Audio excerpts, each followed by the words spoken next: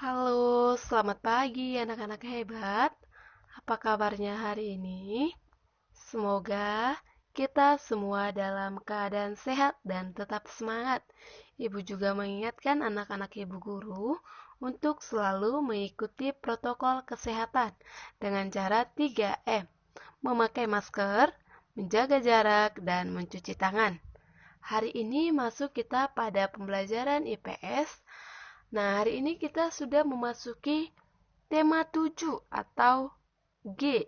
Anak-anak ibu guru boleh menyiapkan buku tematiknya 4G. Boleh dibuka pada halaman 15. Nah, untuk lebih jelasnya mengenai pelajaran IPS hari ini, anak-anak ibu guru simak dengan baik-baik video atau penjelasan materi yang akan ibu sampaikan. Menjelaskan keragaman suku di Indonesia. Indonesia merupakan negara yang kaya akan keragaman. Salah satunya adalah keragaman suku bangsa. Wilayah Indonesia yang berbentuk kepulauan mempengaruhi keragaman tersebut. Suku-suku bangsa Indonesia tersebar di seluruh kepulauan Indonesia. Ini berikut contoh persebaran beberapa suku bangsa yang ada di Indonesia. Kita mulai dari Pulau Sumatera. Nah, di Pulau Sumatera ini suku bangsanya ada Gayo dari Aceh, Batakaro Sumatera Utara, Minangkabau Sumatera Barat, Anak Dalam Jambi, Talang Malak di Riau, Pasema Sumatera Selatan, dan Enggano Bengkulu. Yang kedua, wilayah Pulau Jawa. Suku bangsa yang ada di Pulau Jawa yaitu Betawi DKI Jakarta, Sunda Jawa Barat, Jawa Jawa Tengah, dan Yogyakarta, dan Madura Jawa Timur. Wilayah Pulau Bali, NTT dan NTB. Nah, suku bangsa yang ada di sini yaitu Bali Aga dari Bali, Sasak Nusa Tenggara Barat, dan Alor Nusa Tenggara Timur. Lalu Pulau Kalimantan, Tidung Kalimantan Utara, Dayak Kalimantan Barat, Banjar Kalimantan Timur, dan Dayak Bakumpai Kalimantan Tengah dan Kalimantan Selatan. Lalu Pulau Sulawesi, Sangihe Taulat dari Sulawesi Utara, Ampana Sulawesi Tengah, Toraja Sulawesi Selatan, Bugis Sulawesi Tenggara, dan Mandar Sulawesi Barat. Pulau Maluku, Ambon Maluku, dan Seram Maluku Utara. Pulau Papua, Dani di Papua, dan Asmat Papua Barat. Itu beberapa suku yang ada di Indonesia. Lalu selain suku ternyata ada bahasa daerah juga. Keragaman bahasa daerah di Indonesia. Keragaman suku bangsa mempengaruhi keragaman budaya di Indonesia. Salah satunya adalah bahasa daerah. Bahasa daerah merupakan alat komunikasi yang digunakan oleh suku tertentu di suatu daerah. Setiap suku bangsa memiliki bahasa daerahnya masing-masing. Setiap suku bangsa memiliki logat dan dialek yang khas, sehingga kita dapat membedakannya dengan suku lain. Ini berikut contoh bahasa daerah yang terdapat di pulau-pulau Indonesia. Kita masuk pertama dari Sumatera. Nah, di wilayah Sumatera ini bahasa daerah yang ada yaitu Aceh, Batak, Melayu, Jambi, Mentawai, dan Lampung. Wilayah Jawa yaitu bahasa daerahnya Baduy, Betawi, Jawa, dan Madura. Wilayah Bali, bahasa daerahnya Bali. Wilayah Nusa, bahasa daerahnya Sasak dan Sumbawa. Wilayah Kalimantan, bahasa daerahnya Bahau, Kayan, dan Banjar. Sulawesi, bahasa daerahnya Bugis, Bobongko, Budong-Budong, dan Batui. Wilayah Maluku, bahasa daerahnya Ambelau, Babar, dan Buru. Wilayah Papua bahasa daerahnya Asmat dan Dabu. Nah, sekarang menjelaskan keragaman rumah adat di Indonesia. Rumah adat merupakan salah satu keragaman budaya di Indonesia.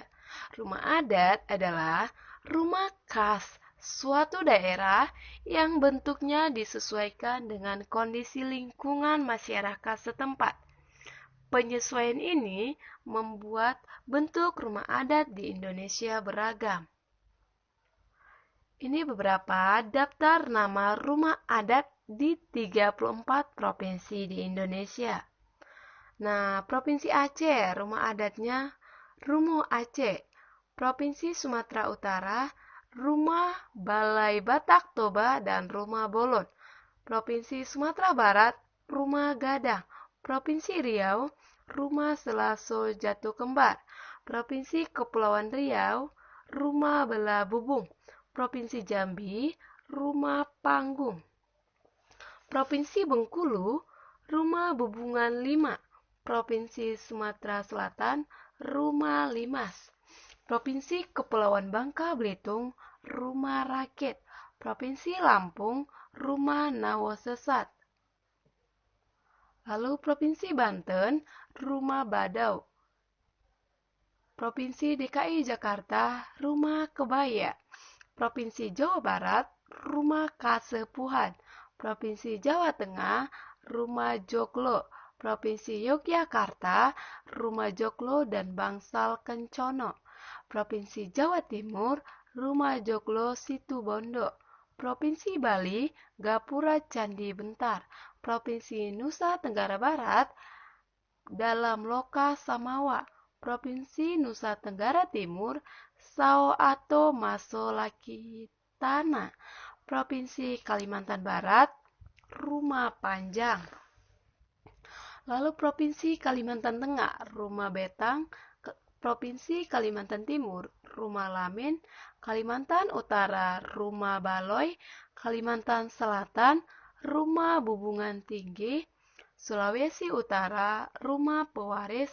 Gorontalo, Rumah Duluhupa. Sulawesi Tengah, Rumah Tambi. Sulawesi Barat, Rumah Banua Layuk. Sulawesi Selatan, Rumah Tongkonan. Sulawesi Tenggara, Istana Kesultanan Buton. Maluku, Rumah Baileo. Maluku Utara, Rumah Sasadu. Papua Barat, Rumah Honai. Papua, Rumah Honai. Itu beberapa rumah adat yang ada di Indonesia. Lalu keunikan rumah adat di Indonesia. Ini rumah adat Baileo. Nah, asal provinsinya dari Maluku. Keunikannya berbentuk panggung, dindingnya terbuat dari kayu, lantai rumah dibuat dari papan yang disusun saling berdekatan tanpa paku. Atapnya berbentuk seperti primas dengan selasar di bagian depan dan belakangnya. Atapnya terbuat dari daun sagu atau daun kelapa. Itu keunikan rumah adat Baileo. Lalu keunikan rumah adat Honai berasal dari Provinsi Papua. Keunikannya berbentuk bulat, dindingnya terbuat dari rotan, tali hutan, alang-alang, dan kayu. Lantainya berupa tanah. Atapnya berbentuk kerucut atau kubah. Atapnya terbuat dari alang-alang. Itu keunikan rumah adat Honai. Nah, setelah membahas mengenai rumah adat, sekarang kita menjelaskan keragaman pakaian adat di Indonesia. Setiap provinsi di Indonesia memiliki pakaian adat. Pakaian adat disesuaikan dengan kondisi alam dan sosial masyarakatnya. Pakaian adat biasanya digunakan pada acara-acara tertentu, misalnya pesta adat atau pernikahan. Nah, pakaian adat umumnya terdiri atas baju, celana, penutup kepala, perhiasan, dan juga senjata tradisional. Setiap provinsi pasti memiliki pakaian adat dengan ciri khasnya masing-masing. Jadi tiap provinsi itu berbeda pakaian adatnya ya nak. Nah, ini berikut beberapa contoh pakaian adat yang ada di Indonesia. Kita masuk pertama ke wilayah Sumatera. Nah, nama pakaian adat yang ada di Sumatera yaitu Ule Balang dari Aceh, Ulo Sumatera Utara, Bundo Kanduang dari Sumatera Barat, Indragiri dari Riau, Belangga dari Kepulauan Riau, Aesan Gede dan Aesan Pasango dari Sumatera Selatan, Faksian dari Bangka Belitung, serta tulang bawang dari Lampung. Yang kedua, wilayah Jawa. Nama pakaian adat yang ada di wilayah Jawa, baju pangsi dari Banten, pakaian adat Betawi DKI Jakarta, kebaya Jawa Barat dan Jawa Tengah, kesatrian dari Yogyakarta, dan pesaan dari Jawa Timur. Lalu wilayah Kalimantan. Nama pakaian adat yang ada di wilayah Kalimantan, baju perang Kalimantan Barat, dan baju pengantin Bagaja Gamuiling Baular Lulut dari Kalimantan Selatan. Wilayah Sulawesi, Biliu, Gorontalo, pakaian adat suku Tolaki, Sulawesi Tenggara, baju ngembe, Sulawesi Tengah, baju bodo, Sulawesi Selatan, dan pakaian adat Mandar, Sulawesi Barat. Wilayah Maluku, baju cele dari Maluku, dan pakaian Manterem Lamo, Maluku Utara. Wilayah Papua, pakaian adat Ewer, Papua Barat, dan pakaian adat Papua dari Papua. Lalu keunikan pakaian adat di Indonesia. Pertama, pakaian adat Bali.